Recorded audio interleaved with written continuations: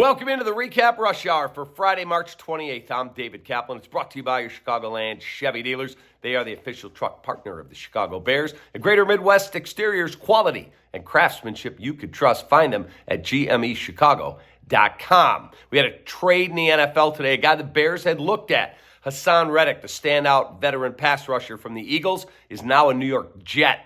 He goes for a conditional third-round pick, which would convert to a second-round pick if he achieves either playing in more than 50% of the snaps or getting 10 sacks. Probably a little too rich for the Bears' blood. Speaking of the Bears, Rome Odunze, as I reported here on the Rush Hour yesterday, expected in Chicago in the next few days. Caleb Williams will be arriving at Halas Hall next week. Again, players cannot work out when they come into your facility, but they can be going through psychological testing, all their medical evals if they didn't do them at the Combine, which Caleb Williams did not, so he will be getting his medicals while he's in Chicago. And then they can put them on what's called the whiteboard, where they go through plays, and then they erase them, and they go, all right, tell me what you just saw up there maybe an hour later. And they test your recall ability, and they talk football philosophy. They'll go out to dinner and see the city some. So it should be an interesting week next week for the Bears as they begin in earnest their 30 visits. Now, we got college hoops tonight. NCAA tournament resumes.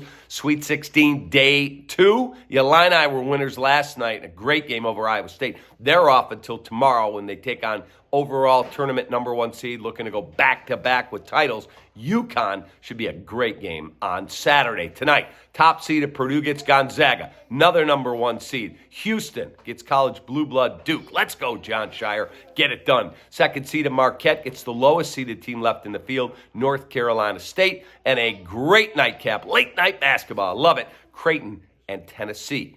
Bulls will take on the Nets in Brooklyn tonight, looking for their second straight victory after beating the Pacers the other night. I'll have the recap of that one as soon as it goes final. Both the Cubs, White Sox off until tomorrow. Don't forget our recaps after every baseball game that those two teams play. And finally, you're going to love this, our 4 seasons heating, air conditioning, and plumbing story of the day. It involves one of the most rabid fan bases in American sports. Atlanta Braves manager Brian Snitker praised the Phillies, said they have a hell of a team, great environment, but he said, my wife and my family felt so unsafe in the stands last year that she will never return to Citizens Bank Park. He thought they crossed the line, the fan base. He said, again, great environment, they got a great team and a great organization. But what was said to my wife made her so uncomfortable. She's at home with the grandkids, and she will never, ever come back again.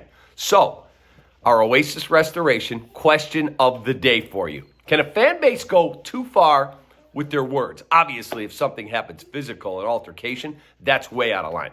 Can a fan base be too over the top with their words, or is all fair in professional sports? Tell me what you think. Top 2 answers.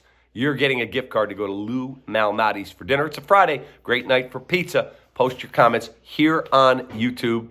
And tell your friends to weigh in. I'd love to get some interesting perspectives on this. Go to LouMalnati's.com to order your dinner. See you tomorrow for baseball recaps, Bulls recap tonight. Have a great rest of your Friday and an awesome weekend.